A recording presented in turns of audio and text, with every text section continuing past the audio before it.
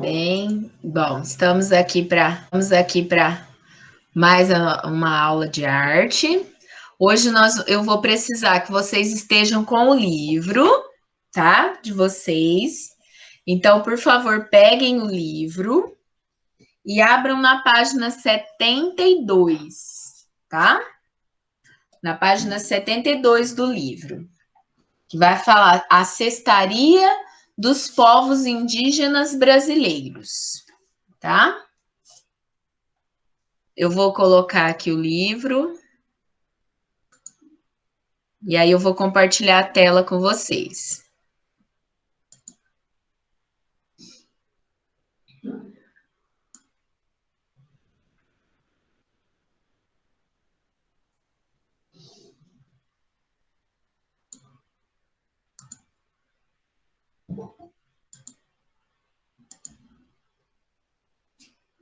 Então, vamos lá.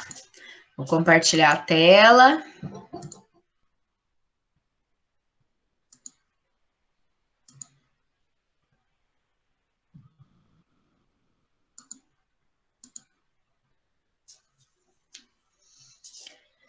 Bem, meninos, então vocês vão abrir aí na página. Espera aí, deixa eu aceitar, tem gente querendo entrar. Aí. Abrir na página 72, tá? Essa daqui que fala sobre a cestaria. Aí vamos lá. Cestaria dos povos indígenas brasileiros. Vocês estão vendo uma foto aqui, ó, de um índio fazendo a cestaria. O que lembra vocês essa cestaria? E aí, me fala, vamos lá.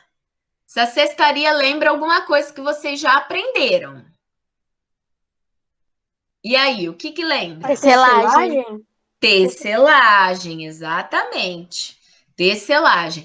Qual que é a diferença? A forma de fazer. A tecelagem, ela tinha aqueles teares, né? Que você ia trançando, né? Um fio ao outro. E aqui, no caso da cestaria, são fibras naturais que eles utilizam para fazer essas cestas e eles vão trançando de uma forma manual mesmo, na mão, sem ter tear. Então, eles não usam tear, não usam aquela madeira para deixar os fios esticados. Eles utilizam fibras naturais. Então, mas é uma técnica de tecelagem? Sim. Não deixa de ser uma técnica de tecelagem, porque você vai fazendo trançados também com as fibras. Então, o que são as fibras naturais? Ó, são essas tiras, né, de folhas de palmeira, a maioria delas, tá? Que eles cortam, eles tiram as tiras, e aí eles tingem alguns fios, por isso que fica coloridinho. Alguns eles pintam, né, tinge. E aí eles começam a fazer o trançado. E nesses trançados, eles vão formando desenhos, ó, como esses que nós temos aí na página 72. Então, eles conseguem formar desenhos através da forma como que eles trançam, que eles fazem aí o trançado da cesta. Tá vendo? Esse primeiro tipo de desenho se chama rabo de pacu. O segundo, desenho de carapaça de tipo de besouro. O terceiro, desenho do movimento do infinito. O quarto, pegada de onça, que é esse aqui. O quinto, tapuru, que é este aqui. O sexto, desenho das costas de um tipo de besouro. O sétimo, olho de ave noturna, que é esse aqui.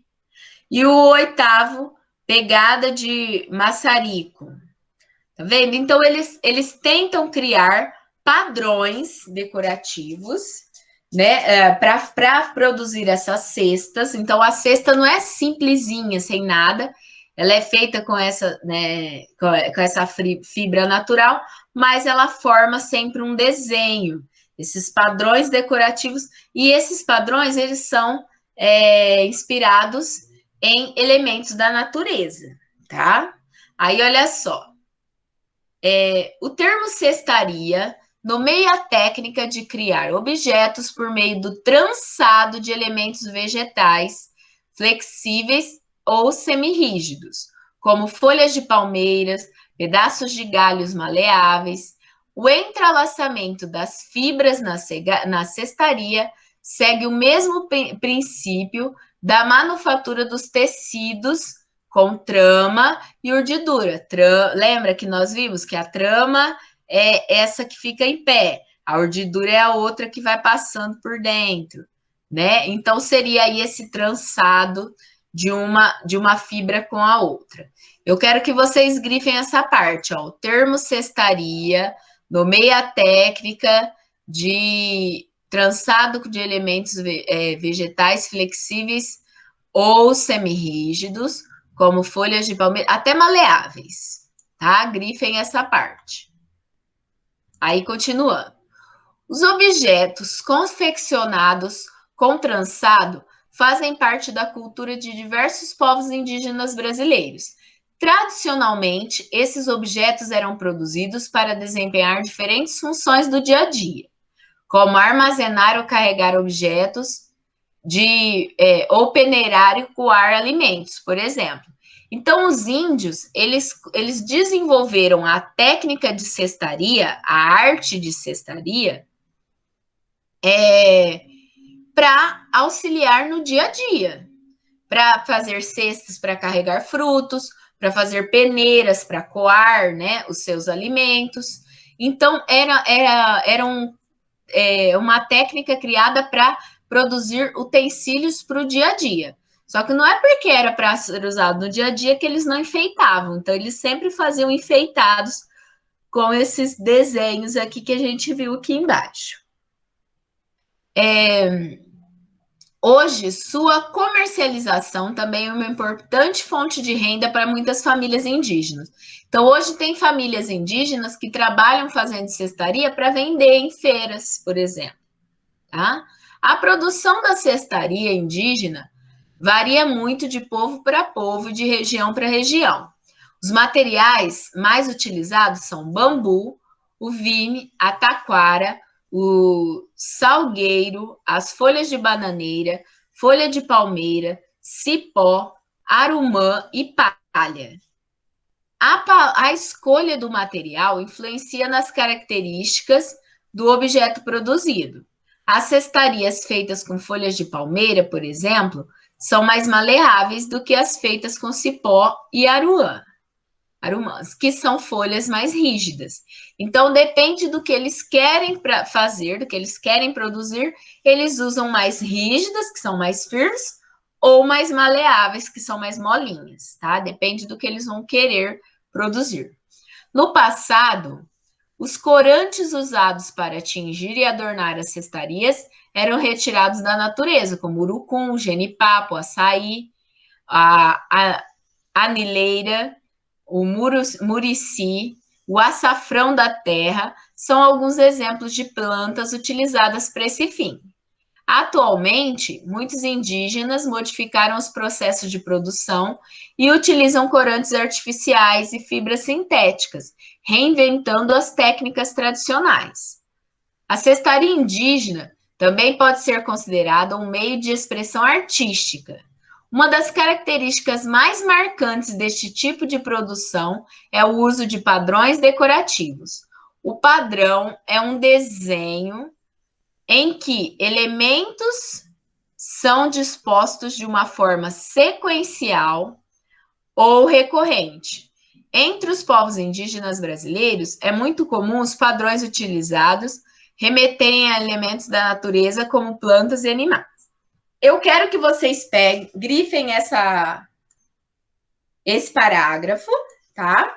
E aqui do lado, tá sobrando esse espacinho aqui no livro de vocês. Aqui do lado, eu quero que vocês escrevam grafismo. Puxa uma setinha, onde está escrito padrões decorativos.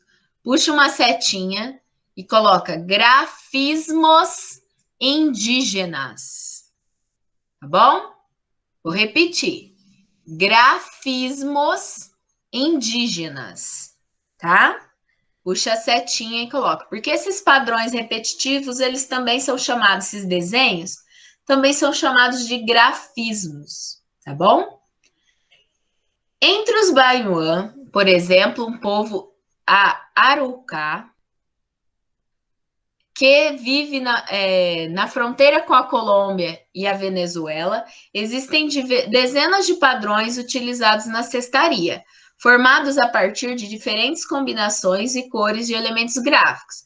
Aí nós já vimos aí os exemplos e eu já li para vocês os nomes, que tá vendo?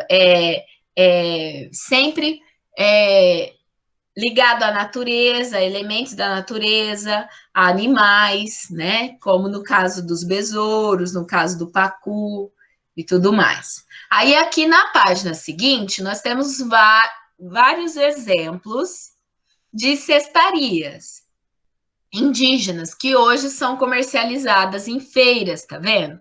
Olha só, eles mudam de formato, estilo, padrões, cores. Hoje em dia tem até essas cores fortes aqui, ó, que eles fazem. Essas são mais tradicionais, são aquelas cores mais tradicionais que os índios conseguiam com elementos naturais. Hoje em dia eles já até tingem as fibras com pigmentos artificiais, ó, e conseguem outras cores, ó, conseguem fazer bem colorido, tá?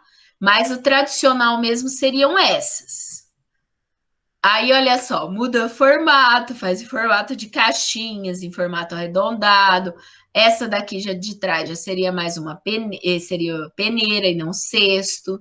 Tá vendo? Então, todos esses são exemplos de cestarias indígenas, tá?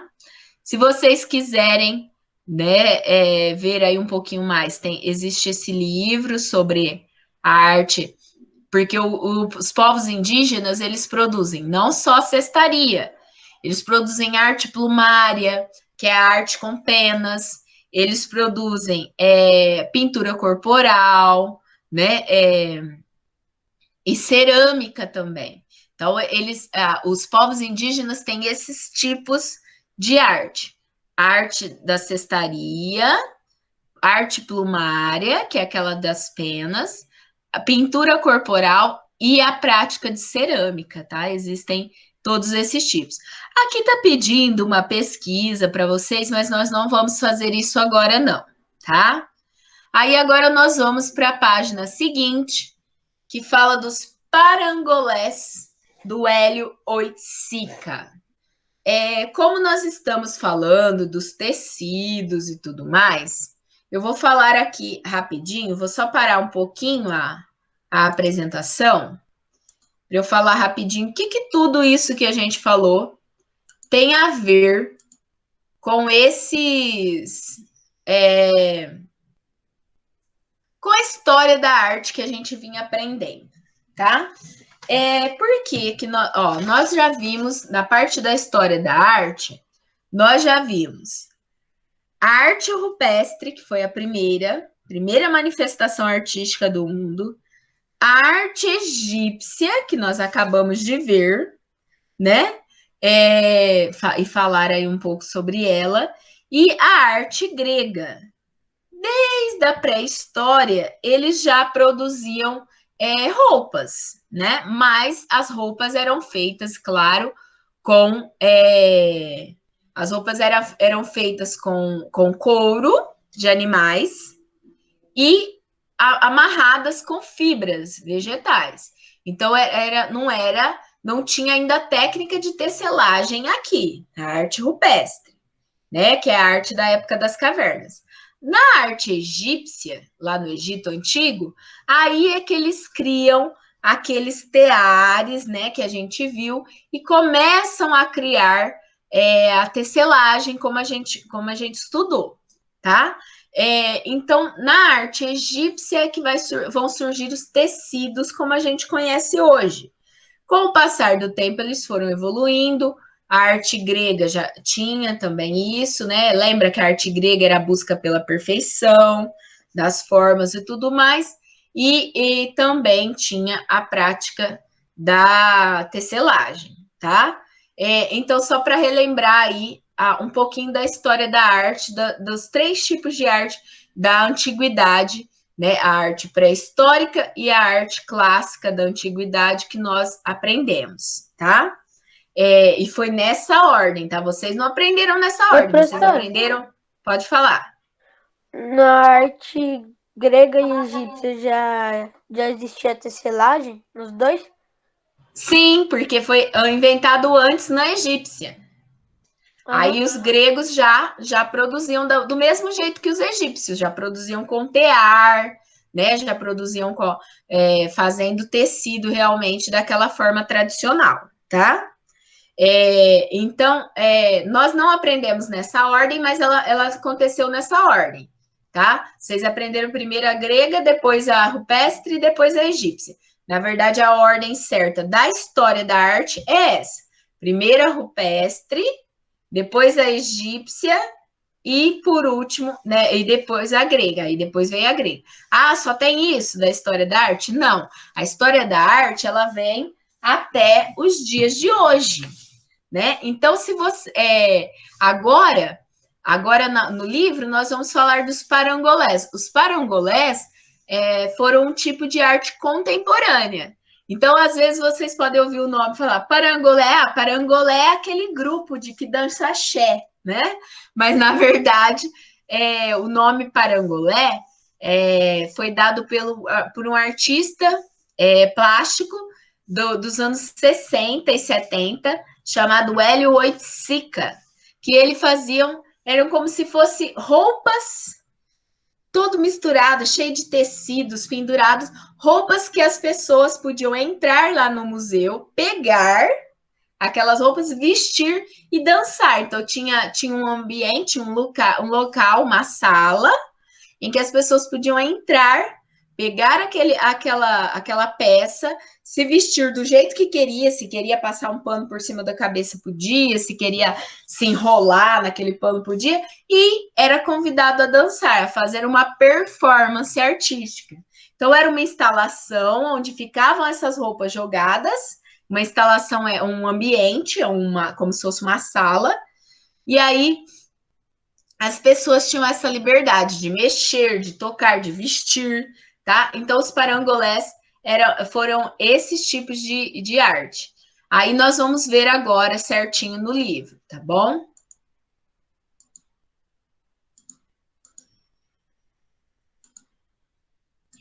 Então, vamos lá.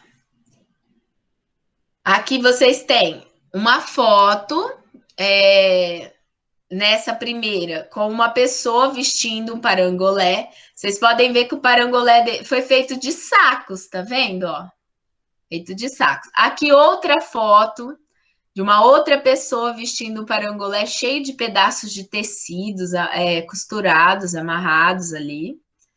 Tá? E aí agora nós vamos ler aí o que seria.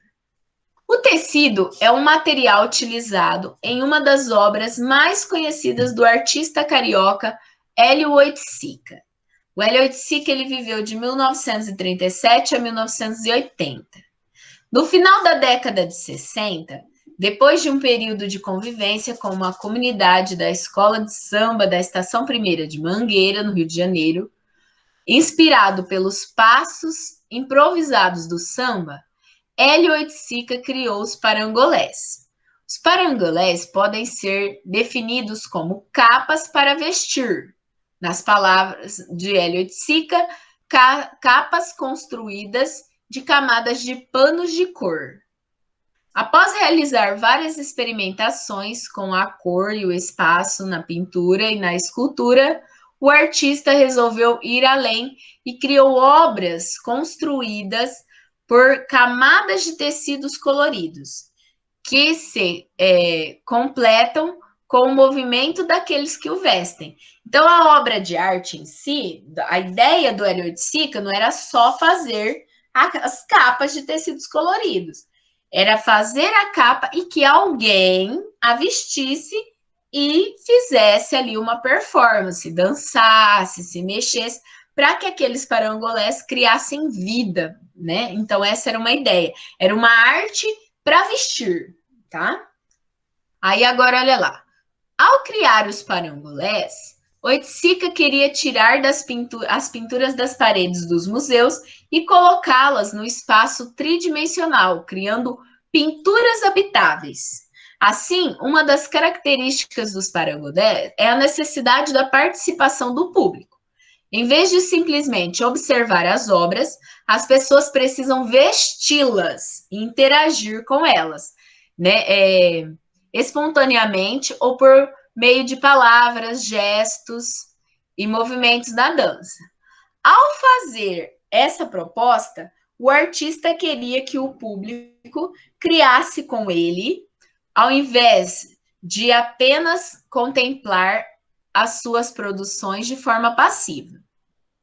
Então, o artista queria que o público participasse, criasse, dançasse, se mexesse, para dar vida a essa obra de arte que era para se vestir, tá?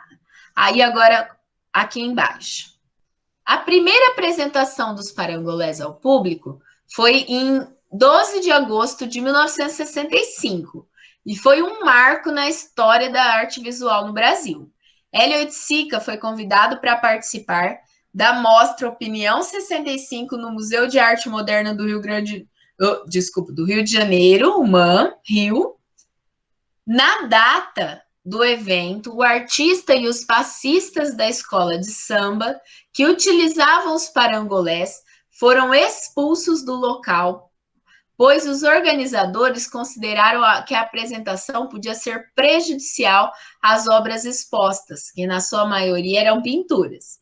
Então, Oiticica convidou o público para se dirigir do lado de fora do museu, onde foi possível assistir as pessoas da comunidade vestidas com os parangolés, dançando, sambando ao som da bateria da Estação Primeira de Mangueira. Uma característica marcante dos trabalhos de Oiticica é a relação com as culturas das comunidades. O nome parangolé, por exemplo, surgiu de uma história muito interessante. Leia o depoimento do artista. Isso eu descobri na rua, a palavra mágica, porque eu trabalhava no Museu Nacional da Quinta com meu pai, fazendo biografia.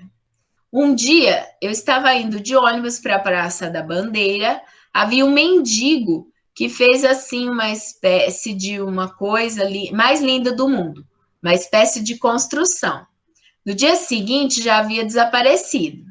Eram 4 postes, estacas de madeiras de uns 2 metros de altura, que ele fez como se fossem vértices de retângulo no chão.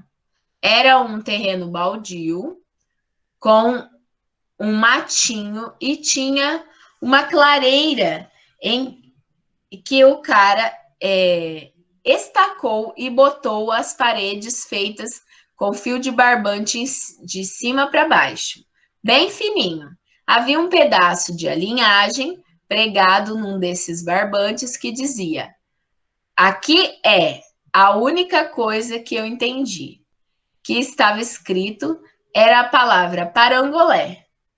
Aí eu disse, é essa palavra. Então, a palavra parangolé, né, ele pega aí da escrita de um mendigo através de linhas, né? Um mendigo faz estacas e escrevia a partir de linhas, e aí quando ele resolve fazer esse tipo de obra de arte, ele coloca o nome de parangolé. Após um incêndio na casa da família Oiticica, em 2009, a maioria dos parangolés originais foram perdidas. Desde então, algumas réplicas foram feitas para serem exibidas. Aqui nós estamos vendo algumas réplicas de parangolés. Bem, agora é a hora. Ó, aqui nós temos um exemplo de escultura de qual delas? Vamos ver. Qual das 3 aqui? Escultura rupestre, egípcia ou grega? Abre o áudio aí e fala. Grega? Grega, isso mesmo. Muito bem. Isso é isso mesmo. Aqui já mostra lá, né, tecendo as três moiras, tecendo o destino, que os gregos achavam que o destino, né, das pessoas eram tecidos por três bruxas, sabe, né, três feiticeiras, elas teciam o destino das pessoas. Então a tecelagem sempre esteve presente na história do ser humano. Aí aqui, passando mais para frente no livro, nós temos exemplos, ó, de texturas de tecidos, vários tipos de textura de tecido, ó, textura de seda, do jeans, né, do linho, da chita, né, que é esse tecido estampado. Aqui, bordados com lantejoulas, aqui o crochê, aqui o tricô, uma renda, tá vendo? Vários exemplos de texturas, né? Lembra que nós aprendemos sobre textura. Então, mais um exemplo de texturas. E aí, aqui vinha a elaboração de uma obra. O que era para vocês fazerem? Prestem atenção, porque isso tem a ver com a nossa tarefa de hoje, tá? Então, prestem bastante atenção. O que seria para vocês fazerem? Seria para vocês criarem como se fosse um parangolé, como se fosse uma obra para vestir. Ó, vocês viram que essa daqui, essa artista também, né, que nós falamos, a Sônia Gomes, ela também fazia obras de arte que eram em roupas, com roupas. Nós vimos figurinos, né? Tudo isso a gente já viu esse ano, né? Os figurinos de peças de teatro. Então, qual que seria a ideia? Vocês pegarem aí aqui, olha lá, vocês viram croquis também esse ano, que eram de roupas, né? Croquis de roupas, em que vocês podiam criar aí o figurino de alguém. Lembra que a gente ainda estava na aula presencial, quando vocês viram aí seus figurinos. Nesse caso aqui, ó, uma artista cria um desfile de moda em São Paulo com roupas de papel. Isso aqui é tudo feito de papel, tá? Então, existem várias formas de se utilizar, né, os tecidos, utilizar a tecelagem como obras de arte. Bem, aí aqui, olha lá, na página 91 de vocês têm aquela proporção do corpo lá da arte grega, lembra que eu falei? De 7 a 8 cabeças? Olha lá, 1, 2, 3, 4, 5, 6, 7, 8 cabeças. É o tamanho do corpo. Aí tinha as divisões, tá vendo? Ó, o ombro tinha que ser do tamanho de 2 cabeças. O tronco tinha que ser do tamanho de 3 cabeças e meia. Então, os gregos, na hora de fazer as suas esculturas, por exemplo, eles faziam todas essas divisões, essa proporcionalidade. E aqui na frente, vocês... Pode falar. Mas utilizar essas cabeças era obrigatório ou não? Era obrigatório utilizar o tamanho das cabeças. Então, por exemplo, se você desenhou uma cabeça, e aí tinha que ser tudo medido, com régua, tudo certinho. Então, por exemplo, a sua cabeça tinha 2 centímetros, daqui a aqui. Então, o corpo, ele tinha que ter o tamanho de mais 3 cabeças, ou seja, ele tinha que ter 6 centímetros, até aqui. Entendeu? Então, era tudo medido, tudo certinho. Eram regras, tá? Só que é claro que não era tudo, na parte da época da Grécia, não era tudo tão rígido como na época do Egito. Na época do Egito, se alguém fazia fora da regra, era morto. Na época da Grécia já não. Se alguém fazia fora da regra, ia ter que provar que conseguiu a perfeição através daquilo que fez. Então, a tentativa dos gregos, com essas regras, era deixar tudo o mais perfeito possível, tá? Então, essa era a ideia. Aí eles acreditavam que se a pessoa não seguisse as regras, ela não ia conseguir fazer um desenho perfeito, não ia conseguir fazer um corpo perfeito numa escultura, por exemplo, tá? Aí, olha só. Baseado nesses estudos gregos, as pessoas criaram os croquis. Hoje em dia, os croquis, né, os desenhos de moda, os estilistas, eles fazem estes, né, croquis. Aqui seria um plus size e aqui seria um normal, para poder criar os desenhos das roupas, né, para poder criar a estrutura do corpo para depois desenvolver as roupas. Tá vendo lá? Aqui vocês têm vários exemplos de roupas, de figurinos, né, criados através de croquis, tá bom? Bom, relembramos um pouco de tudo que foi passado e agora vamos falar a respeito da tarefinha de hoje. A tarefa de arte de hoje, eu quero que vocês façam mais ou menos isso, ó, tipo isso. Vocês pegarem, imaginarem uma blusa, por exemplo, ou uma calça, pode ser também. Imaginarem o que vocês poderiam fazer, poderiam colar, né? Como o Hélio Oiticica fazia, assim, cheio de tecidos, né? Lá, cheio de tecidos pendurados. O que você poderia pendurar, né? Você poderia colar lantejola, você poderia enfeitar pendurando tecidos coloridos, você poderia fazer uma customização, pintar na blusa ou pintar na calça. O que vocês vão imaginar? Então, vocês vão criar através de croquis, através de desenho, tá? Uma roupa customizada. Então, customizar é você dar o seu estilo, dar o seu jeito. Se vocês pesquisarem na internet como customizar roupas, vão aparecer vários exemplos. Customizar camiseta velha, aí aparecem cortando a camiseta, dando nozinho, aparecem vários exemplos. Então, assim, eu quero um croquis, a tarefa será fazer o croquis de uma peça de roupa customizada. Tá? Feita ao seu jeito, pode falar. Então, tipo assim, a gente pode misturar as coisas, por exemplo, a gente pode utilizar um pedaço de tecido, aí faz metade de tecido e depois joga lantejola. Pode. O que eu quero que você... Ó, prestem bastante professor, atenção. é desenho, não é? Isso, Mas aí agora que eu vou... Agora que eu vou falar. Só a roupa? Tipo, ou tem que ter pessoa? Ou pode ser só a roupa? Só a roupa, tá? E, só a assim, roupa. E aí, por exemplo... Tipo, desenhar alguma coisa na roupa, alguma paisagem? Pode. Ou vocês vão fazer... Aí agora prestem atenção porque nessa explicação. Ou vocês vão fazer tudo desenhado, tá? Ou vocês podem utilizar colagens ali no próprio desenho. Por exemplo, eu vou colar pedaços de tecido, vou colar lantejola que eu tenho, e aí eu vou já fazer ali no desenho essa colagem, imaginar como eu faria essa roupa, ou até, tá? Não é obrigado, o obrigado é o desenho, tá?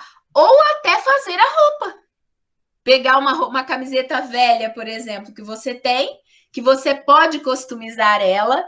Uma técnica legal de customizar e fácil é usando amaciante de roupa. Sabe, colocar esses amaciantes nesses vidrinhos de spray. E aí você coloca, por exemplo, vamos supor, a Ana. Ela poderia fazer a letra A de papel, colocar na frente da camiseta, e aí ela vai e espirra uma camiseta preta, por exemplo. Aí ela coloca, lógico, algo para proteger embaixo. Então, se você vai fazer na frente, você tem que proteger as costas. Aí você coloca, por exemplo, papelão.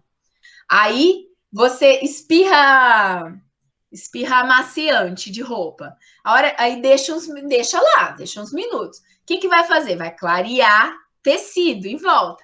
A hora que você tira a letra, vai ficar lá marcada. A letra forte em volta ficou clarinho. É uma forma de customizar, tá? Então, existem vários tipos de coisa. O que é da tarefa, então? Fazer o desenho, planejar como você ia customizar uma roupa. Pode ser uma calça, pode ser uma camisa. Agora, se você quiser fazer, melhor ainda, tá? Se você tiver coisas para fazer, para colar, Professora, pedaços de tecido, pode também.